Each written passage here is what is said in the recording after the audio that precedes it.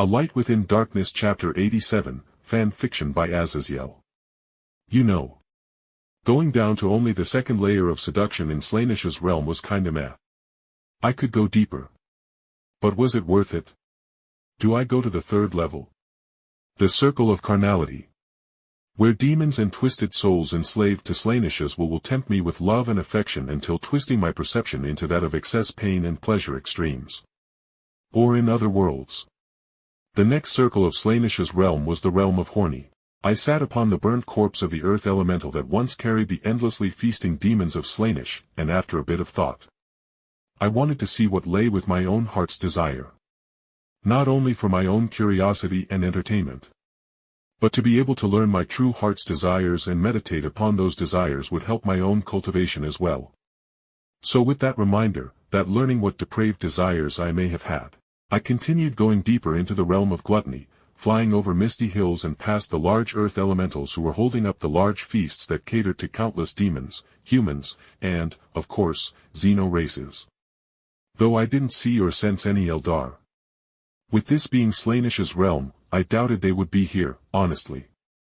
Either way, I earnestly flew deeper into Slaanesh's grasp with the Chaos God's tendrils welcoming me ever deeper into her den of depravity as my intention to go to the next level was clear to all.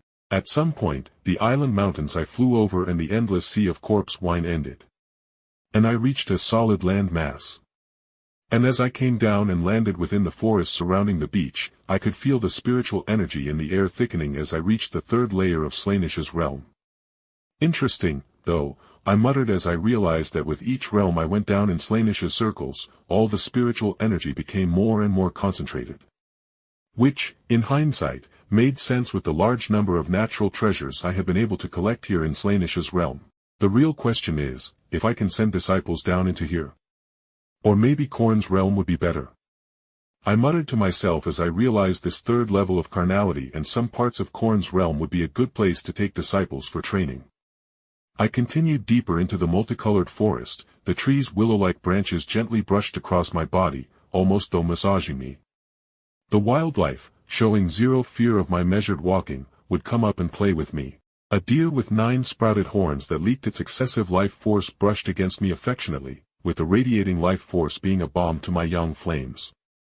Feeling zero negative intent, or even feelings of mischief, I didn't harm the spiritual animals even if I wanted to capture or harvest them for ingredients. I could tell there was no corruption within the animals.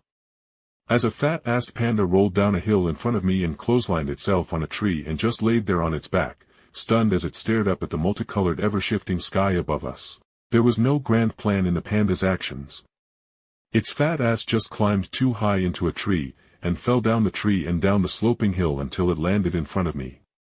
And as it looked from the sky, towards me with a clear expression that could only be read as, "Why did God put us here?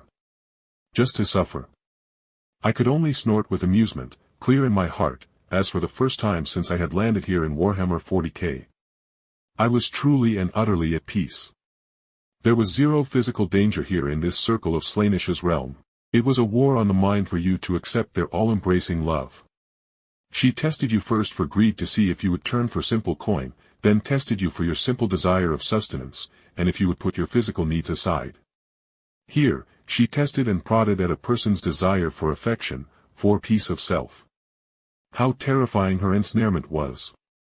I patted the panda on the head, and with a clear heart, I continued on through the forest.